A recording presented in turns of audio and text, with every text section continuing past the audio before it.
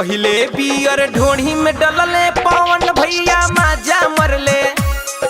फेर आइल ढोढ़ी के कहानी पियरी माटी से तो पली रानी। सुन के पब्लिक भइले पागल यूपी बिहार में बहुते बाजल। तब भइल खेसारी के नाम ढोढ़ी में टूटल सट के बटाम। छोड़े भाई कोइल खीसा हमरो सुना ढोढ़ी चालीसा।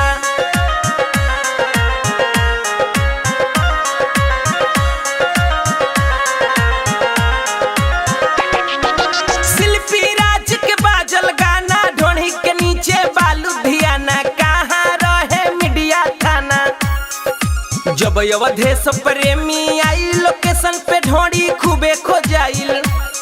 प्रमोद प्रेमी चढ़े लागल ढोढ़ी में पानी अड़े लागल। तब अमित पटेल अइले ढोढ़ी में खूबे सलेंसर सटैले।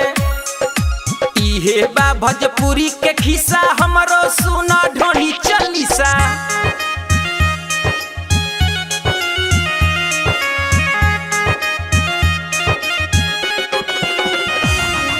गुड्डू रंगीला खुशबू के सोच ढोढ़ी में खोपाई समियाना के चोप। जनता खूबे लुटवलस नोट।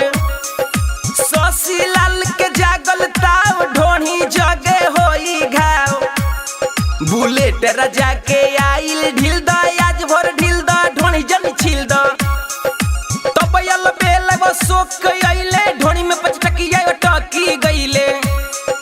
छोड़े भाई कोइल खीसा हमरो सुना ढोढ़ी चालीसा।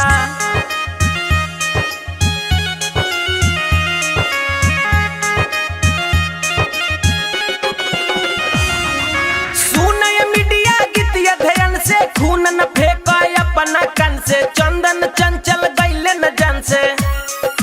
पतिया नतिया पटन बा देवरा ढोढ़ी चटन बा। बनावन न्यूज के बहाना गावे दीपक अनुराग के गाना। अमरजीत बबुआ साथे बा कहे बतिया साचे बा।